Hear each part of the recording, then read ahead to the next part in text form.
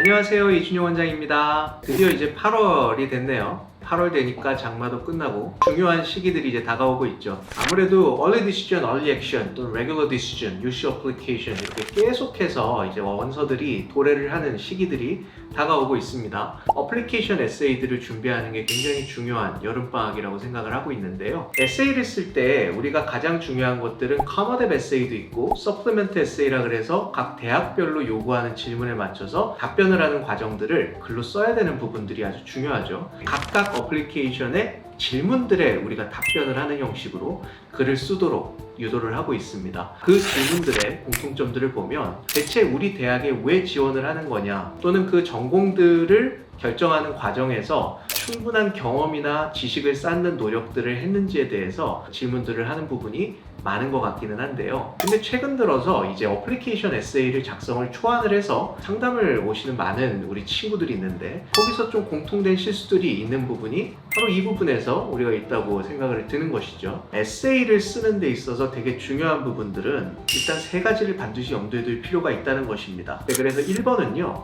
일단은 처음에 동기 같은 것들을 생각할 때 좀 곰곰이 좀 생각을 했으면 좋겠다는 부분이 있는 것이죠. 잘못된 에세이의 예시를 한번 두 가지 정도 들어보면, 나는 학교에서 공부도 굉장히 잘하고 성적도 괜찮고 관련된 활동과 클럽 활동에서 리더십 포지션으로서 다양한 활동도 했고 봉사도 많이 했다. 또는 이제 자신이 특정 과목을 굉장히 좋아해서 그 과목들에 꽂혀서 뭔가를 계속해서 디벨롭먼트 하는 데 있어서 이 전공을 선택했다는 학생들도 있어요. 대학에서 원하는 것들은 사실 그런 내용들도 물론 필요하긴 하지만 훨씬 더 기저에 있어서 대체 본인이 생각한 이 동기가 뚝 떨어져서 그냥 이제 대학을 가기 위해서 답변하는 답변이 아니라 어떤 과정을 거친 답변들일까를 궁금해하는 것 같아요.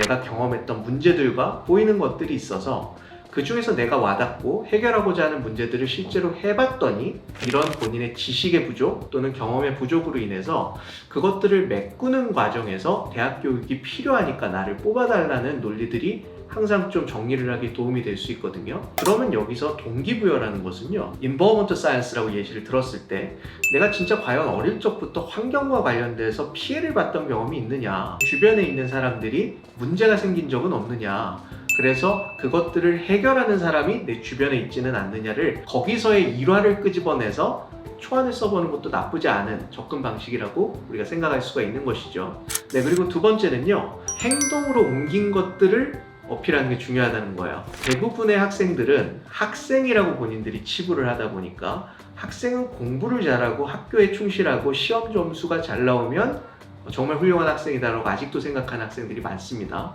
네, 그래서 이럴 때 가장 중요한 것들은 본인이 관심사가 있으면 반드시 10학년, 11학년, 여름방학 이럴 때 해보는 것들이 중요하다는 것이죠. 인턴십이나 이런 활동을 할 수 있는 기회가 생각보다 많지 않습니까? 이 대학들도 그것들을 굉장히 중요하게 보고 있다. 네, 그래서 내가 어떤 생각들을 하고 있느냐도 중요하지만 더 나아가서 내가 실질적으로 이것들을 어떻게 해봤느냐, 그리고 해봤을 때 거기서 나온 경험들이 본인의 목표와 본인의 기대 효과에 어떤 상관관계가 있는지를 명확하게 알고 있느냐가 되게 중요하다고 말씀을 드리는 거고요. 네, 그리고 마지막 세 번째는요, 실질적으로 그 이후에 본인의 기대 효과에 대해서도 정리를 해보는 것들이 어떨까를 제안 드릴 수 있겠습니다. 특히 한국 학생들이 유독 두드러지는데, 이 대입을 하는 것 자체가 나의 커리어 패스의 성공의 끝이다라고 치부를 하는 학생들이 생각보다 많다는 것이죠. 그런 생각들이 에세이에서 묻어나는 경우가 생각보다 굉장히 많습니다. 최근에 이제 기술 산업 트렌드나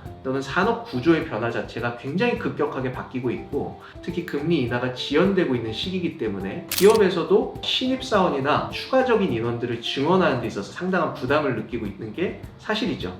네, 그래서 그 기업들에서는 시간을 유보해서 가르쳐서 현업에 투입시킬 수 있는 인원들을 선발하기보다는 고등학교, 대학교 때부터 할 줄 아는 기술들이나 장기들이 있고 실질적으로 현업에서 근무를 해보거나 바로 일을 투입시켰을 때 업무나 태스크들을 바로바로 처리할 수 있는 인원들만을 채용하는 트렌드가 있기도 한 게 사실입니다.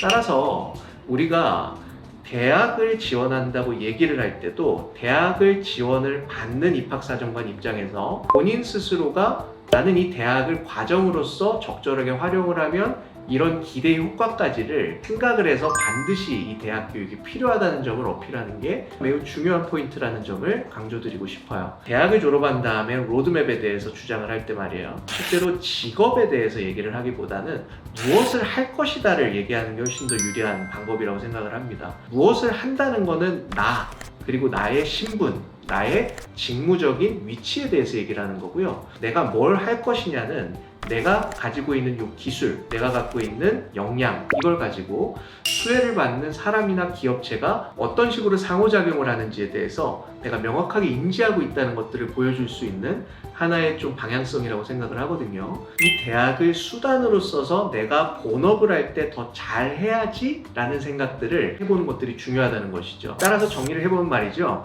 가장 공통된 실수들은 말이에요. 질문에 맞춰서 자꾸 답변하려고 하는 것들에서 시작이 된다고 생각을 합니다. 질문에 맞춰가지고 답변하려고 자꾸 답변을 짜맞추다 보면 급조한 답변들이 나올 수 있기 때문에 그냥 플레인하게 워드 파일 하나를 열어놓고 자신이 대체 어떻게 지금 과정들을 살아왔는지, 그 사건들 중에 어떤 사건들이 본인의 삶에 임팩트를 가장 많이 미쳤는지에 대한 경중을 따지고, 그 다음에 나의 전공과 그 당시에 임팩트 있었던 경험이 어떠한 상관관계가 있는지에 대해서 진지하게 찾다 보면 반드시 한두 개 정도는 소스가 나오기 마련이니까, 근데 그것들을 좀 소홀히 하지 않는 것만 해도 어플리케이션 에세이에서는 상당히 큰 도움이 됩니다. 되게 창의적인 오브제 같은 것들을 써서 소설같이 쓰는 글들, 이런 것들이 예전에 잘 쓴 에세이 예시 같은 것들을 보면 많이 나오다 보니까 우리 프레시맨 준비하는 학생이 특히 그런 스토리텔링에 되게 많이 함몰되어 있는 경우를 보게 되는 것이죠. 그런 스토리텔링이 나쁘다는 게 아니라요, 그런 것들도 좀 시도를 해보되,